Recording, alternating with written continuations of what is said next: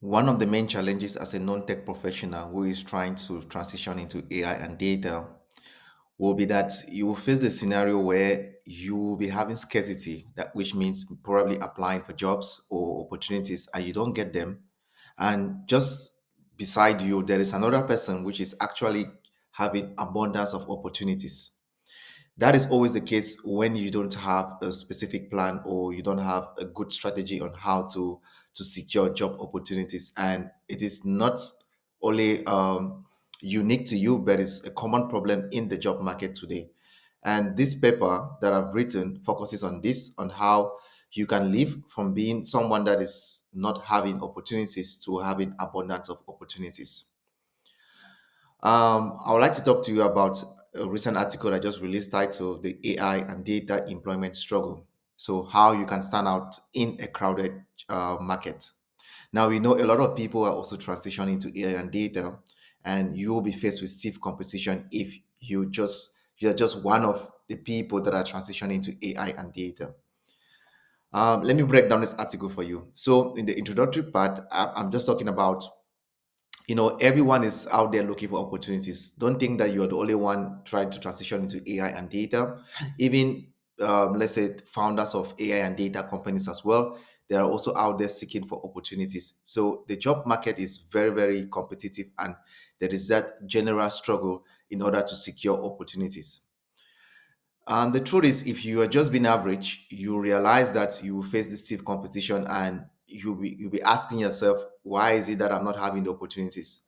But when you turn to your left, or maybe just close by, there is another someone, or maybe a friend or a peer that is really having success. They are really, you don't know what is happening, but they are just having a success. So you might be asking yourself, what is really their secret?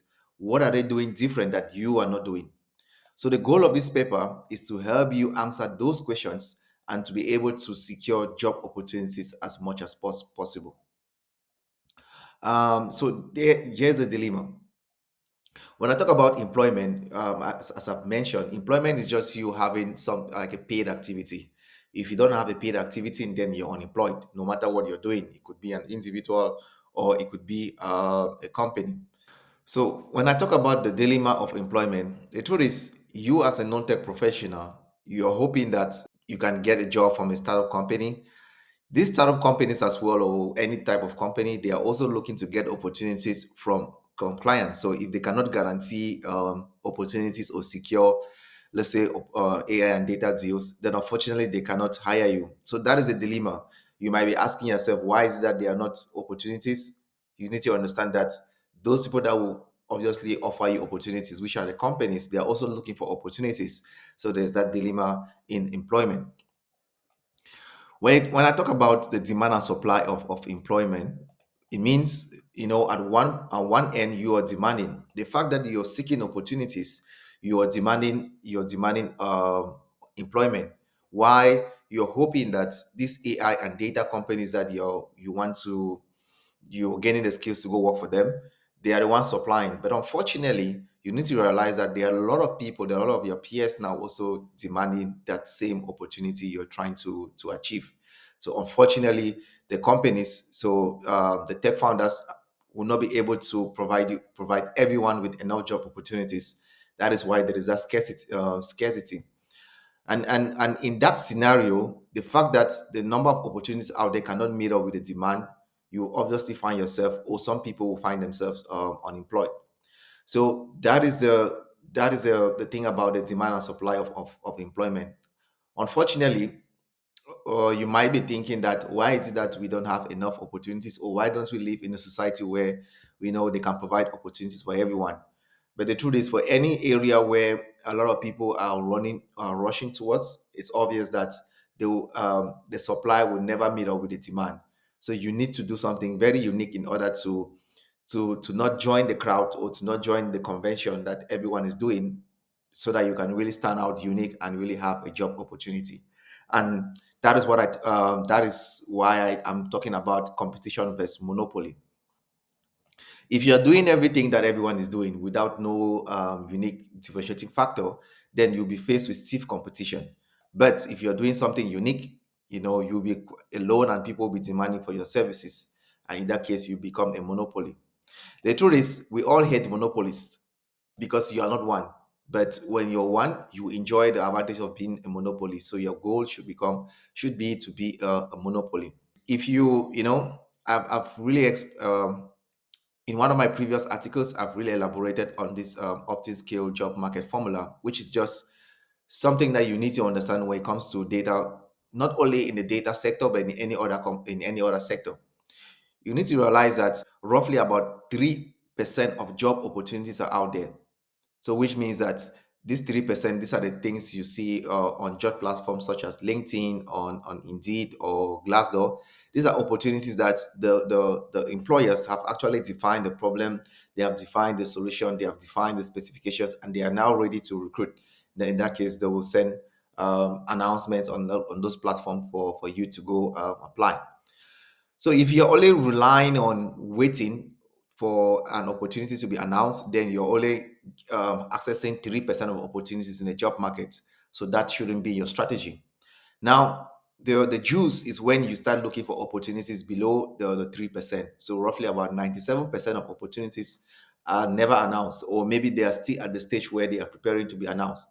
So the deeper you go down, you see you're open to opportunities. And for this to happen, you must change your mindset. There is a mindset that must happen that for you to be able to uncover these other opportunities. Unfortunately, our educational system has taught us that you just you go to school, you learn the degrees, you get the certificates, and next you go look for opportunities. You go wait when their jobs are open, then you apply. But that strategy doesn't work anymore in this our generation because it's quite competitive. Everyone has a degree now, everyone is going to school, everyone is trying to get jobs. So the supply of job opportunities cannot meet up with the demand. So how do you become a monopoly? To become a monopoly, let me just expatiate on this old approach versus the new approach I have in mind. So the old approach is for you to secure AI and data opportunities, you compete with others for limited AI and data opportunities. Take for example, you say you're just getting skills to be a visualization dashboard. There are a lot of people now building visualization dashboards out there, or they have the skills to build a dashboard. So just say you're learning skills to build a dashboard doesn't make you unique, doesn't make you stand out.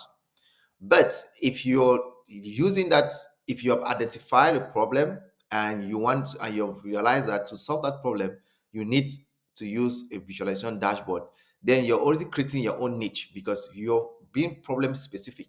And when you create a problem, when you are able to identify a problem that others are not able to identify, then you're already creating your niche.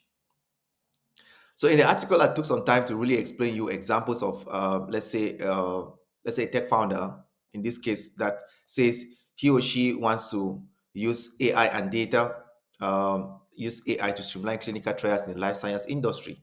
In that case, you see this tech founder is already very specific by saying that life science industry. And the thing is, the tech founder wants to streamline clinical trials. So maybe there's a problem with the clinical trial process, and this tech founder wants to use AI skills in order to streamline. In your case, you might say, okay, as an AI professional, I want to focus on developing predictive analytic tools for healthcare providers.